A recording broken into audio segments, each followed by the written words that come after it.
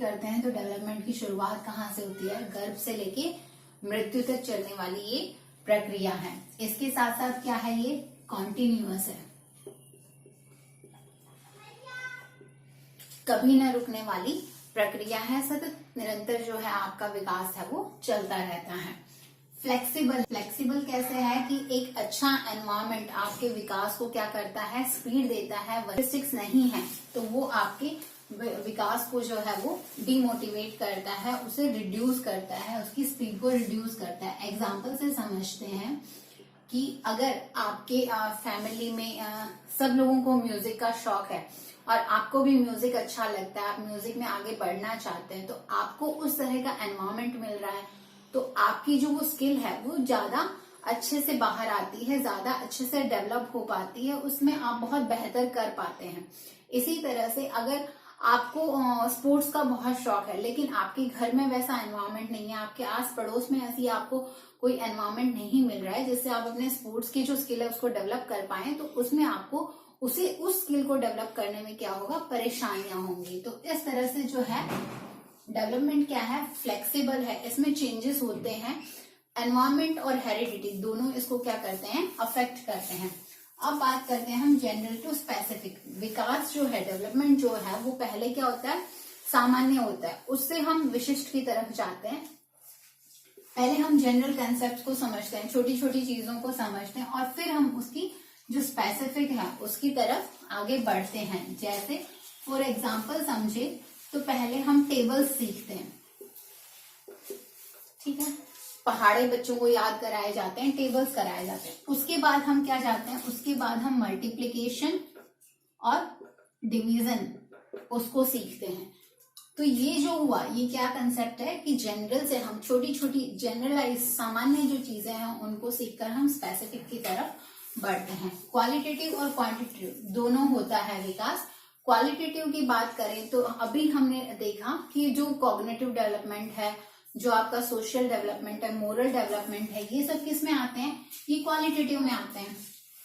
लेकिन वहीं बात की जाए तो वेट, हाइट, ये कुछ ऐसे एस्पेक्ट्स हैं जो आपकी क्वांटिटेटिव, जो आपकी ग्रोथ है या आपका डेवलपमेंट है उसको शो करते हैं। तो विकास है वो क्वालिटेटिव और क्वांटिटेटिव दोनों होता है। अब बात करें हेरिडिटी और एनवायरनमेंट, दोनों ही आपके डेवलपमेंट को अफेक्ट करते हैं। कुछ चीजें होती हैं जो हमें हेरिडिटरी मिलती हैं, कुछ गुण होते हैं हमें जो हमारी हेरिडिटी से हम में आते हैं, और कुछ हैं जो हम एनवायरनमेंट से सीखते हैं या अपने अंदर उनको लेके आते हैं। सपोज हेरिडिटी से हमें मिला कि हमारे घर में सभी बहुत अच्छे हैं हाइट बॉडी में, तो ये हेरिडिटरी फैक्टर है जो आपको मिल गया। लेकिन उसके साथ साथ आपको एक ऐसा एनवायरनमेंट मिल रहा है जहां आप अपनी स्पोर्ट्स की स्किल को डेवलप कर पा रहे हो, तो ये एनवायरनमेंट है, दोनों ने मिलकर आपको क्या कर दिया, आपकी डेवलपमेंट की जो स्पीड है उसको क्या कर दिया, इंक्रीज कर दिया।